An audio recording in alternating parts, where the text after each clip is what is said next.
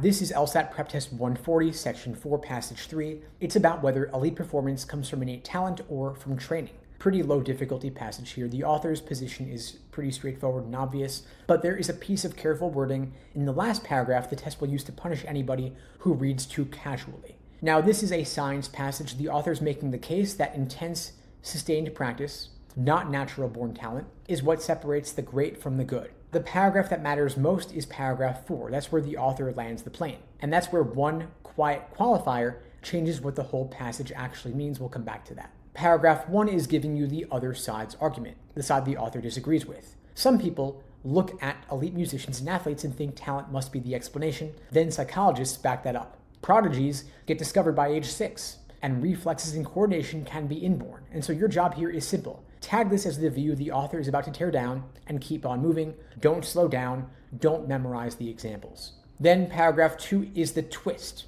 It starts off with a punch. The old research was flawed. Those heritability studies pulled random people off the street. They never compared elite performers who had trained against average ones, and that is the crack in the argument. Then the author drops in newer research showing that elite performance comes from acquired skills and physical adaptations, not from being born different. Now, the chess example is the one to hold on to. Great chess players have incredible memory for board positions, but only positions from real games. If you scramble the pieces randomly, their memory is only average. That tells you their advantage is trained pattern recognition, not some built-in superpower. You want to move through this one quickly because the examples support one point, and once you get the point, you don't have to memorize every single example. Then paragraph 3 keeps on stacking evidence. Most elite adults were ordinary kids. They just started early and trained hard. Almost nobody reaches the top without 10 years of intense, deliberate practice. Now, here is the part a fast reader blows past. The author says training actually changes your body, like aerobic capacity, muscle fiber composition. Those all shift with sustained, intense work.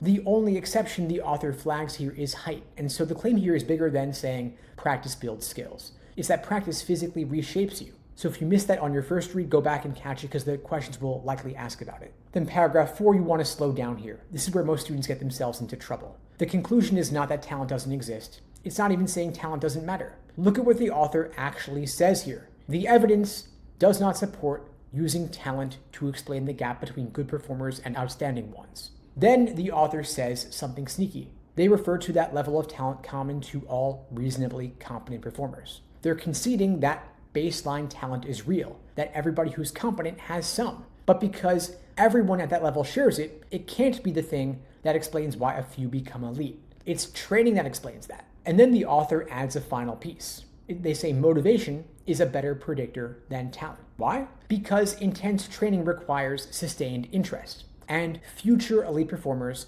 tend to show early signs of unusual interest, not unusual ability. And that is the author's finishing move. Motivation feeds training, training produces greatness, talent is just the entry ticket. Now, the key move here is that qualifier about being talent being common to all reasonably competent performers. That one phrase keeps the author's argument precise instead of extreme. Without it, the passage says talent is irrelevant. With it, the passage says talent is shared and therefore not explanatory. The hardest questions here will test whether you caught that difference. Now, the author sides with training and motivation over innate talent, but here's the trap. You'll see choices saying that the author rejects any role for innate ability, and you're going to want to pick them because they feel right based on the vibe of the passage. But the author actually does admit that some traits are inborn. They said that in paragraph 1 and they never denied it. They just argued those traits don't explain who reaches the top. So if you flatten that into saying talent is a myth, you'll get the main point question wrong and probably the author's attitude question wrong too.